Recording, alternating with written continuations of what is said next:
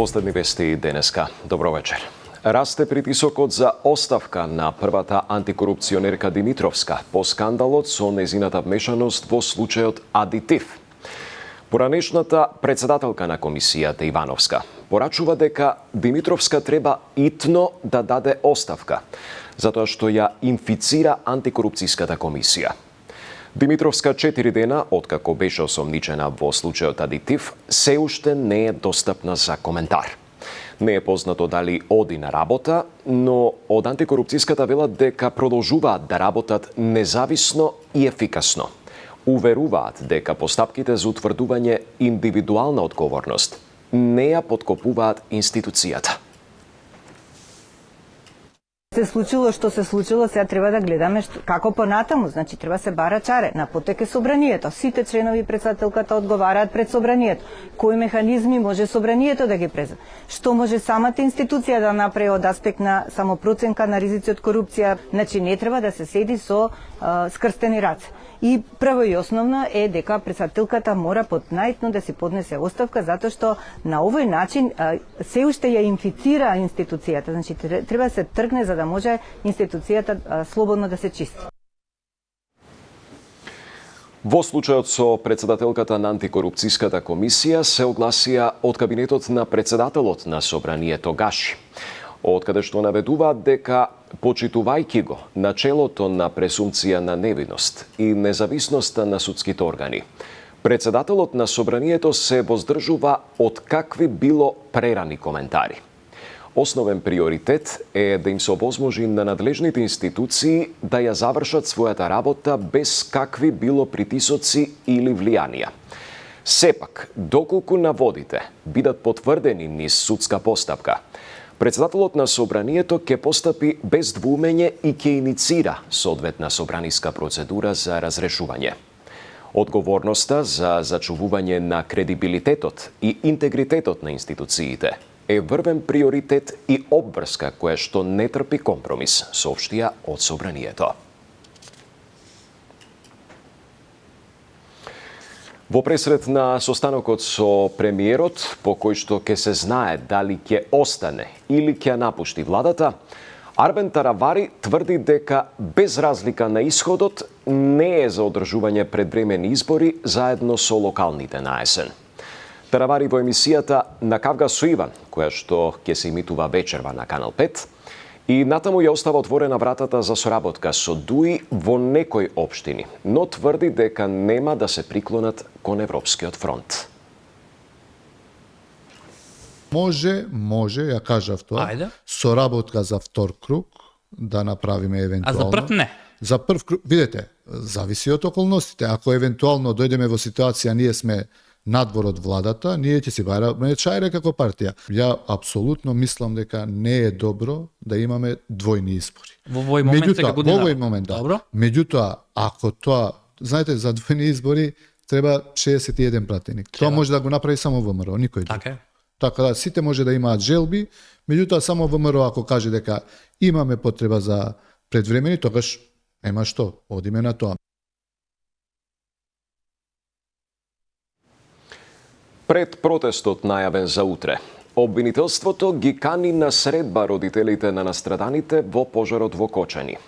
Доколку кај блиските на жртвите постои интерес подетално да се запознаат со сите аспекти на истражната постапка, тие можат да определат своји представници, најмногу по еден член од семејство на секоја од жртвите, кои ќе остварат средба со државниот јавен обвинител и обвинителите кои постапуваат во предметите, информираа од јавното обвинителство.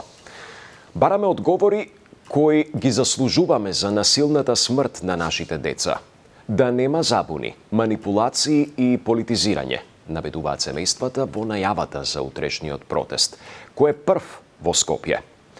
Протестот под мотото Марш на ангелите е со почеток во 12 часот и 5 минути, како символика за задоцнетата реакција и ќе почне пред обвинителството, ќе продолжи на градскиот плоштад во Скопје и пред Македонското собрание, каде што утре на дневен ред е интерпелацијата за министерот за внатрешни работи. Уставниот суд е најнереформираната институција изминатите 34 години. На денешната дебата за потребата од носење посебен закон за работата на судот, се отвори дилемата дали е потребен нов закон за Уставниот суд или пак ригорозни реформи и проширување на неговите надлежности. Уставниот суд е најнереформираната институција во државата, која е во статус кво повеќе од 30 години. Се согласија учесниците на јавната дебата, на која се дискутираше околу потребата од донесување на закон за Уставен суд. За ова мислењата се поделени. Првиот човек на судот Костадиновски се залага за такво решение по примерот на Хрватска, но претседателката на државата Силјановска Давкова наместо посебен закон кој би го регулирал работењето на Уставниот суд, смета дека се потребни ригорозни реформи и проширување на надлежностите на судот, да има право на интервенција во меѓународните закони пред тие да стапат во сила и да го има финалниот збор по избори и референдуми. Се залагам за закон за Уставен суд, но не било каков закон. Значи, или со интервенција во Уставот да се даде уставен основ за двотретински закон, или уставен закон за доконкретизирање на уставните одредби. Тие се тие две можности. Затоа што нас ни треба двотретинско мнозинство да ни ја гарантира нашата самостојност и независност и упадите и можностите од политичко влијание. Веројатно, ваквата состојба им овозможуваше на политичките власти, почнувајќи од првиот парламентарен состав до последниот, влијание преку неистакнатите правници. Не биле истакнати правници, туку биле истакнати политички или партиски активисти и за заслугата добиле место во Уставниот суд. Свој обраќање на дебатата имаа и дел од амбасадорите во земјава, кои порачаа дека тие нема да даваат мислење или препораки дали е потребен или не посебен закон за Уставниот суд, но укажаа на важноста од независна и транспарентна работа на судот. Уставниот суд не е само уште една институција во едно демократско општество.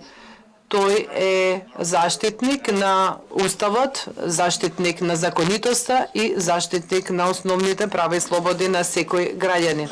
Неговиот авторитет, неговата непристрасност и отпорност се исклучително важни за владењето на правото во земјата и секако многу важен чекор за патот на државата кон членство во Европската Унија. Ова е навистина клучен момент, не само за самиот Уставен суд, туку исто така и за вашите колеги на секаде во судството. Ве молам, запаметете за кого работите и зошто сте поставени тука и ве молам за тие кои што сте суди, запаметете и подсетете се на заклетвата што ја земавте. Јавната дебата за потреба од носење на закон за Уставен суд е дел од проектот на Европската Унија за зајакнување на капацитетите на Уставниот суд и е финансирана преку ИПА-3 програмата. Тука ги завршуваме вестите. Од вечерната програмска понуда на Канал 5 издвојуваме На Кавга со Иван по 23 часот. Арбен Тарабари доаѓа кај Иван Мирчевски. Благодарам за вниманието. Пријатна вечер.